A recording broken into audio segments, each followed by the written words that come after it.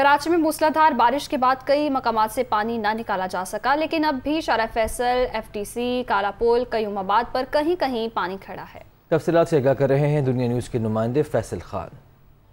आज ही कल तूफ़ानी शहर में बारिश हुई और उसके बाद तमाम सड़कें ज़ेर-ए-आब थीं, लेकिन आज सुबह से जो हमने मुख्तलिफ़ इलाकों में देखा, शारा फैसल में नर्सरी पर जहाँ कल ठीक ठाक पानी था, इस वक्त वहाँ पानी नहीं है।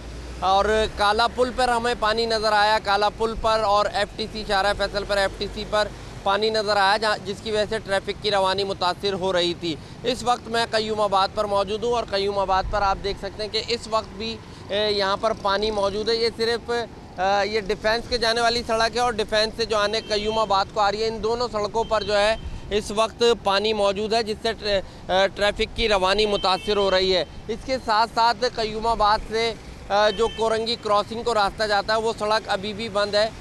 एक रास्ता जाने वाला रास्ता इस वक्त भी बंद किया हुआ है, क्योंकि उस पर भी इस वक्त पानी है और उधर भी ट्रैफिक की रवानी मुतासिर हो रही है। इसके साथ साथ जो इंडस्ट्रियल एरिया को रास्ता जाता है कोरंगी, वो सड़क भी बंद है, क्योंकि मली नदी की वजह से वो पूरी सड़क ज़ेर-ए-आब है और वहाँ पर रुकावटें लगाकर उसको बंद किया गया है ताकि कोई हादसा ना हो सके।